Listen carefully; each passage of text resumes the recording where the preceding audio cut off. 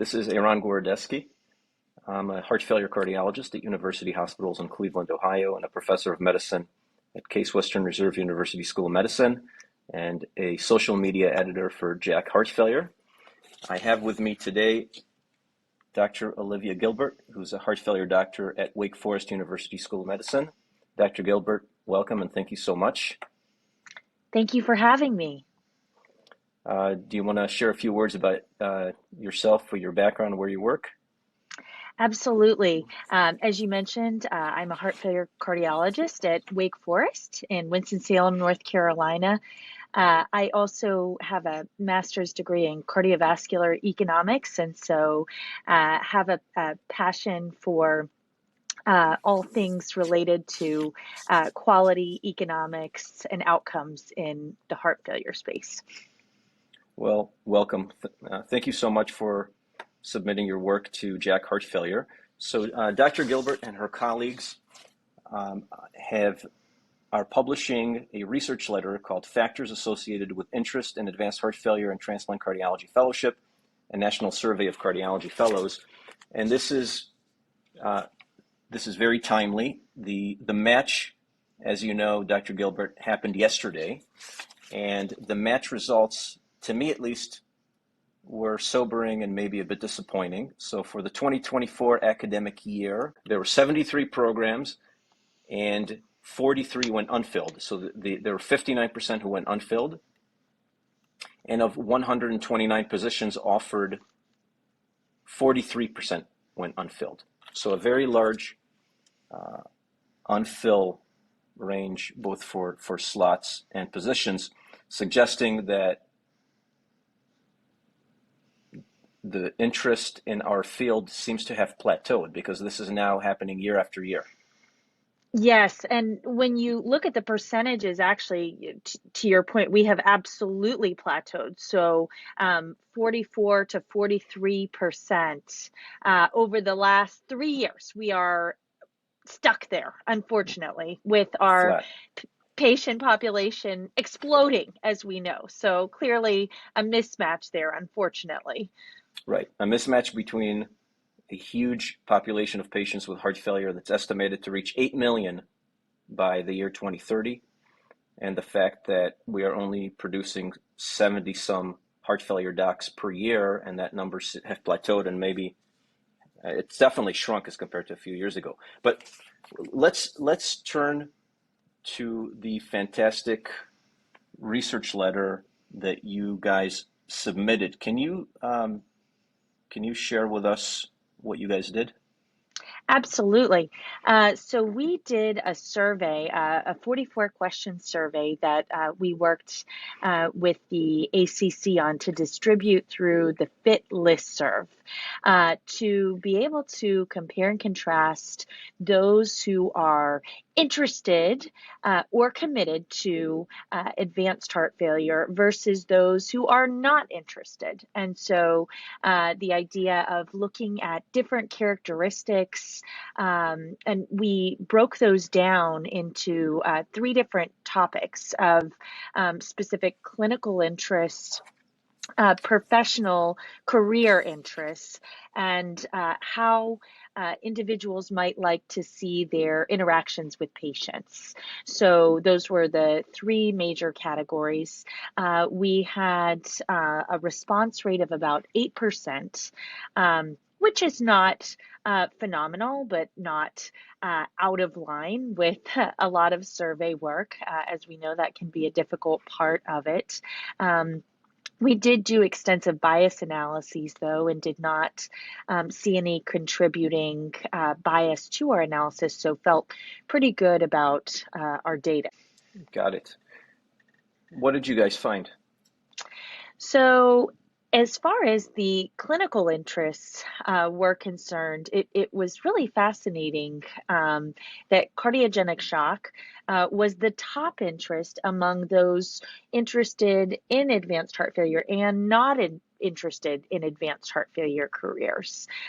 So that was fascinating to us, that was such a ubiquitous passion on both sides of the fence, and the idea, gosh, if we were able to garner and focus and make that sort of an exciting part of our specialty, to emphasize the role that we play in cardiogenic shock management, that might be an opportunity, a gateway, so to speak, to increase interest in the fields. There was a statistically significant difference in those interested in advanced heart failure and those not interested in advanced heart failure with regard to cardiogenic shock. But overall, as far as ranking clinical interest goes, it was the highest ranked among both. And critical care also being in the top among both those interested and not interested. So the cardiogenic shock and the critical care piece in the top three interests among both sides of the fence. I noticed in your results that there was also a higher proportion of doctors who went into advanced heart failure and transplantation. They were interested in general medical heart failure and palliative care. Yes, absolutely. And, that's sort of the other side of heart failure, right? It's such a broad specialty in terms of, what we offer, from critical care, mechanical circulatory support, to um, that end stage of life, right? Where we're Right. helping give grace and dignity to that stage of life to the best of our ability. And so, yes, you are absolutely right, that, there is not all the shiny uh, glamour of, uh, you know, exciting new technologies with palliative care, but that it is a very important part of what we do, and that those in the field tend to appreciate that aspect of care more, perhaps, than those not interested Right. in the area of advanced heart failure and transplant cardiology. And so, how do you make amends with these very extreme aspects of care to be able to attract people to the fields? Would But be well, let's get back to that in a second, because that may impact some solutions for our problem. But there are other things that you found related to career characteristics. So can you touch base on that? What did people who go into advanced heart failure and transplant as a career seem to prefer? So they were drawn more to academic medical centers. They were more interested to be involved in research and administrative pursuits, and interestingly placed less of an emphasis, statistically significant differences, on things like geographic flexibility, work schedules, and compensation. So that idea, perhaps, that those passions even superseded those aspects of their careers. So something, again, that may be an opportunity to think about what may be detracting others on the other side of the fence from being interested in the field. We know that there are pay disparities among the subspecialties. And, as much as we hate to talk about it, perhaps is a reality playing into career choice and subspecialty. So, something that may need to be further discussed. Agreed. Um, what are the what are the actionable points that we should take away from your paper? So the actionable points, I think, one of the most interesting points among what individuals were looking for in terms of career characteristics, the top priority for both sides was this idea of mentorship, and the idea that, I think, everybody on both sides is looking for those who can mentor and nurture trainees to be able to show them the beauty of our field and what we know to be real and meaningful, and to be able to garner and develop that in future generations, and to take that so seriously because it clearly means so much to trainees that on both sides of the fence, that would be their highest ranked priority in terms of what they're looking for meaningful career characteristics. So I think that's something very important to talk about. I think that we need to think long and hard about these implications about the cardiogenic shock and critical care piece. There are big controversies in the field, with sort of what belongs to who among the subspecialties. We know that outcomes actually can be superior when CCUs, critical care units, are managed by heart failure doctors. So there is strength, and we do have a lot to offer from that regard, and whether that could be an opportunity to attract individuals to the fields.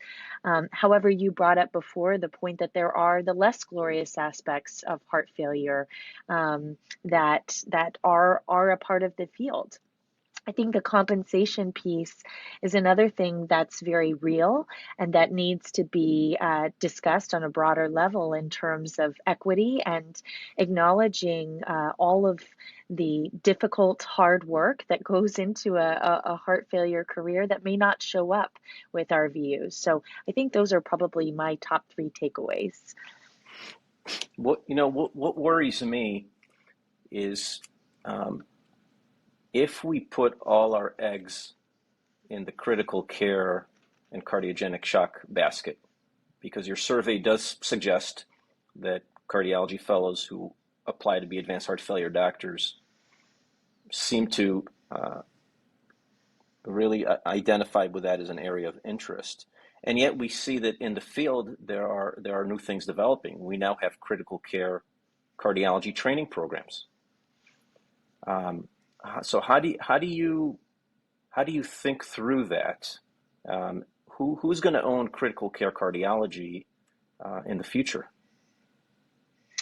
I think that there are opportunities to work together for sure. But I think the actual heart failure management of critical care should belong to heart failure doctors. And I don't think that they need to be exclusive of one another. I really don't. I think that we need to be conscious about building partnerships and perhaps not throwing in the towel and saying, well, critical care's got it now, we're not involved.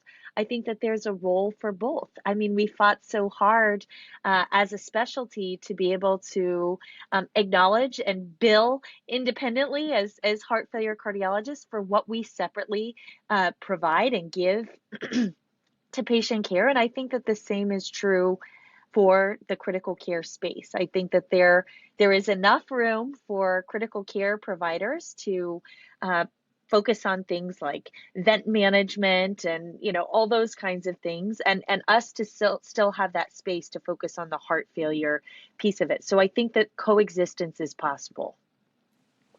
Thank you. One thing that I think about a lot is what you termed as the less glorious aspects of heart failure care, which is, the population health, the administrative aspects of it, and the way our training is designed currently is that we train our fellows to become experts in cardiac transplantation and LVAD and cardiogenic shock and ECMO, which arguably is only a small percent of the total population of patients with heart failure. And on the other hand, as you already mentioned earlier, there's a tremendous number of patients with heart failure out in the community and in hospitals who are getting heterogeneous care. Not all the guidelines are being followed.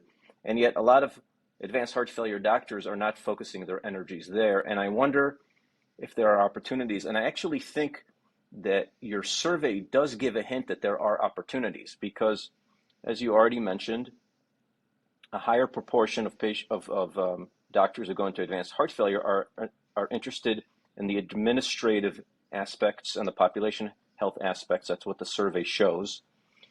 And to me, I think it's an opportunity because if we train our fellows more in those aspects, if we do leadership and management training during fellowship, which is not something that we do now, if we equip our fellows to go out to the world and be leaders and lead large multidisciplinary teams of clinicians who can care for populations, if we enhance that, that may be a draw to our field. It's not something that we really do now. I'm wondering what you think about that.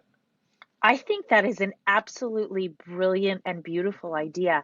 And, I think been, um, there have been suggestions, indirect suggestions of that in recent publications. I think about the recent 2019 expert consensus decision pathway on heart failure hospitalizations. And, the how what I took away from the document was, setting up those beautiful transitions between cardiologists who may be present in the hospital to primary care providers, and to enhance the communication that takes place between those two phases of care. But I think that's sort of a groundwork for this idea of we cannot work alone to manage this population, and that we have to embrace our colleagues in internal medicine and family medicine and geriatric medicine to care for this rapidly growing population. As we know, the statistic that came out, that now not 1 in 5, but 1 in 4 individuals will have heart failure during their lifetime. I mean, that's just mind-boggling, right? In terms of the potential for this population, not potential, the reality Right. of what is to come. So I think we need to have frank conversations on what lies ahead for all of us, particularly given the plateau of interest at present. How will we survive? How will we manage? What will we do? So I think that we need to have frank conversations about survival for Right. all of us to be able to Right. manage this. I think that's beautifully stated. So finally, let's wrap it up. Let me ask you this: what do you and your colleagues plan to do next, as far as investigation? So there is interest, and there have been prior surveys of heart failure providers in the past. We are hoping, thinking to be able to distribute a similar survey to what we provided to the fellows, with the idea being of comparing and contrasting perceptions with realities of advanced heart failure. So that idea of, fellows maybe thinking one thing and heart failure providers living another thing. So another reality. And so perhaps comparing and contrasting what it is that could be inhibiting that interest would be a next step. So that would be our hope, to pursue that analogous survey in heart failure providers. Fantastic. Well, thank you so much for your time and this important work. I appreciate it.